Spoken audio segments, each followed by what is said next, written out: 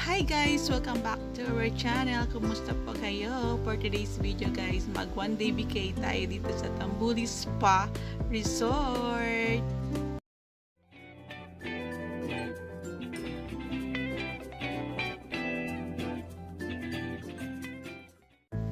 Tara guys, samahan nyo kami at libutin itong napakagandang resort dito sa Tambuli Spa Resort sa Lapu-Lapu. Ito yung papasok po sa entrance or lobby nila o saan yung reception area nila guys. Ayan, napakaganda at napakalawak na yung lobby nila guys, kung saan ka mag standby kung wala, di pa ready yung room ninyo. Ayan.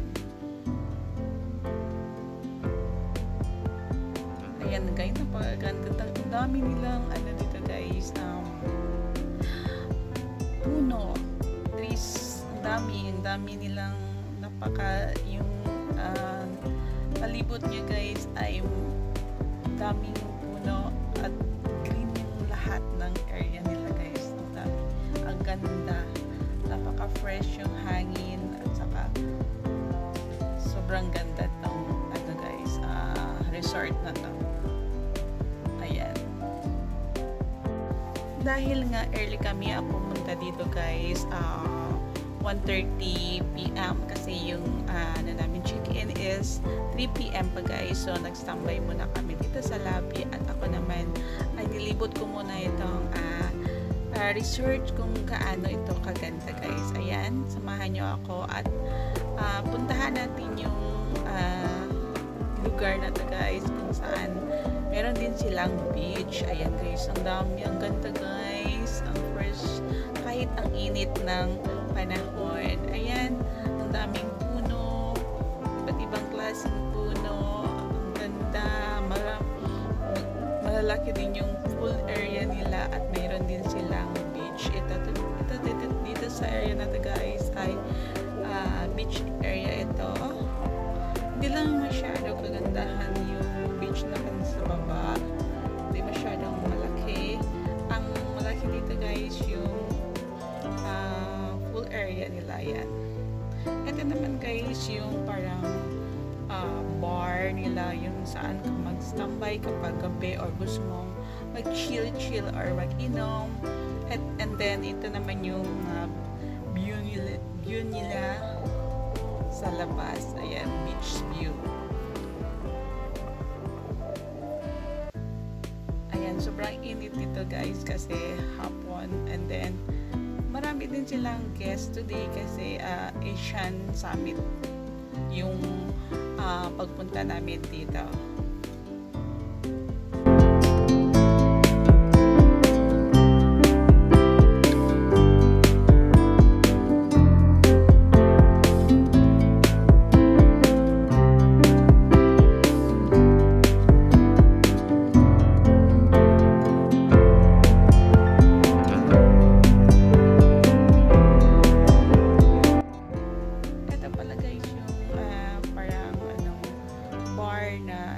Pwede kang mag-inom or mag-chill dito na kasama ng buong friend or family mo, and then pwede kang mag-order dito sa kanila ng kahit anong gusto mo. And then yung view niya is beach.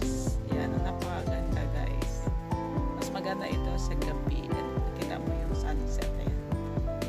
And then punta na tayo doon sa mga ibang area nila kung saan yung mga poolside. Ayan, ang daming puno, ang daming iba't ibang klaseng puno dito guys at mga bulaklak.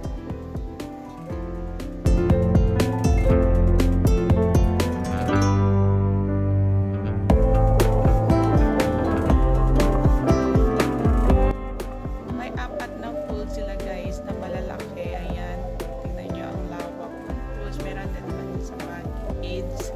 And then itong condo, dyan kami magstay later sa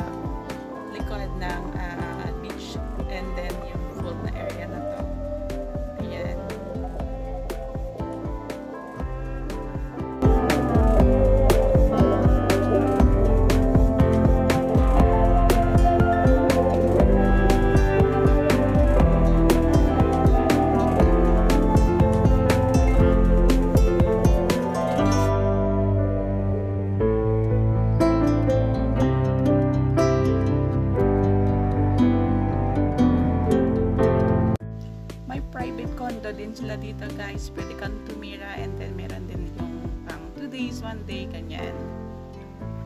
Ayan guys, tapos na kami, may guys, may room na kami, isa pa lang pero dalawa ang kinuha namin. So, ayan, sumakay na kami nito guys kasi may mga kids kami. Pero akala namin malayo at malapit lang pala yung room namin guys. Pero ang saya, ayan.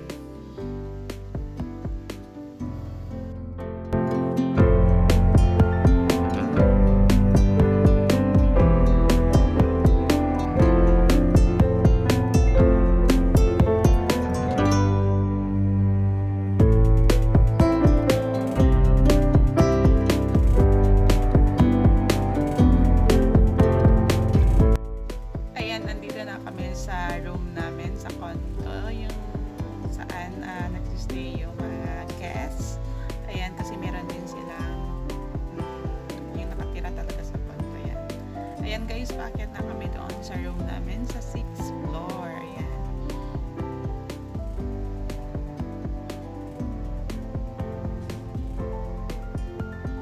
And then, ito sinamahan kami ng dito guys, yung tumulong sa amin magkarga ng namin. Ito namang view namin pag umakyat sa nila guys, sa room. Ayan.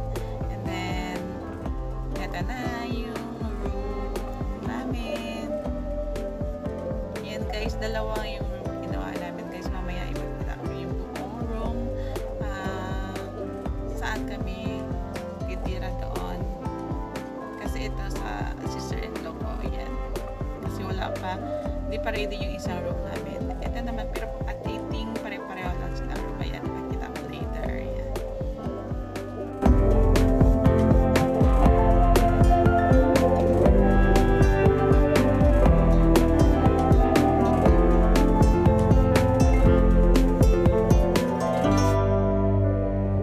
Ready na yung isang room namin guys. Ako doon, kami ni Zoe, and then yung pamangkin ko guys. Ayan, dalawang bed sa isang room. Ayan guys, same lang sa kabilang room guys. Sakto lang siya, pwede ka magluto dito guys. May ref, may oven, kompleto sila guys. Ayan, and then may cabinet, may ano din sila, table para saan ka kakain, or pwede ka rin talaga dito magluto. At ito naman yung cabinet nila, complete din, may TV, ayan, may mga plato din sila. Ito din naman yung view sa labas. Ayan, yan ang view mo sa labas, yung mga condo at yung may private condo. Ito yung private nila, swimming pool. Hindi pwede dito maligo yung guests, yung nakatira lang sa condo. Ayan. And then, ito naman yung bathroom at ano nila guys. At meron din silang washing machine. Pwede kang laba dito guys. Ayan. Kaya lang, 1 day lang kami dito. Okay lang. Sa bahay na lang kami maglaba. Complete din sila guys. Ayan. May ref, may oven, microwave pala. Ay, mga meron din sila. Ayan. Utensil. Pwede ka talaga magluto dito guys. Ayan. Tapos na kami doon sa room. And then, bumaba kami at naligo na rin kasi hapon na gusto maligo yung mga kids. Ayan. Naligo kami guys. Ayan, kinabukasan na guys.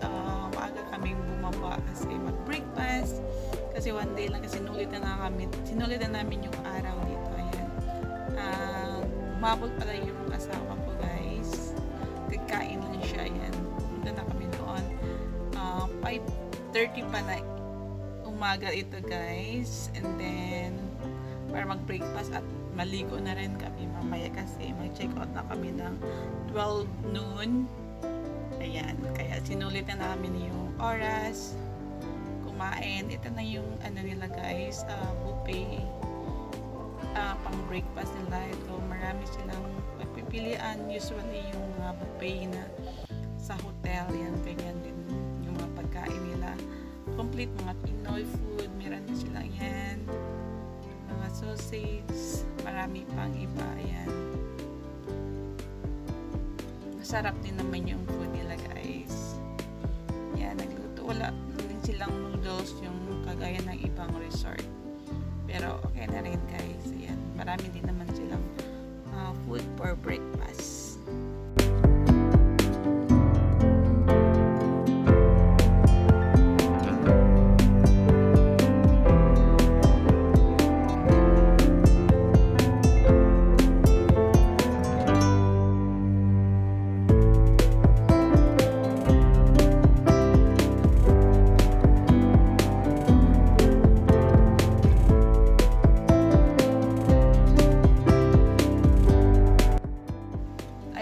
Nauna na si Sue kumain guys kasi gutom na siya. Yan ang favorite niya na bacon. At ito naman sa akin. At mamaya kakain pa ako ulit kasi sayang naman. Buffet ito guys. Dapat marami kang makain para sulit yung binayad nyo. Free na itong breakfast guys. Pag mag-check-in ka dito ng for room, 2 yung free dito. So tara, kain tayo.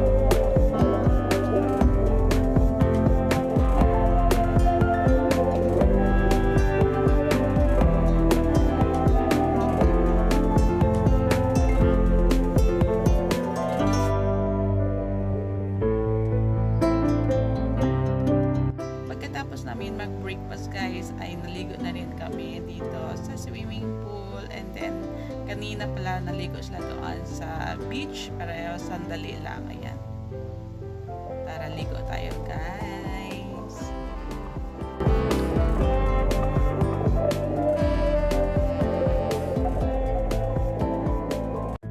Super enjoy talaga ng mga kids, hindi lang yung mga kids at yung mga nanay at si Zoe. Ayan, ako naman ay busy sa pag-video. Mamaya na ako maligo guys. Yan.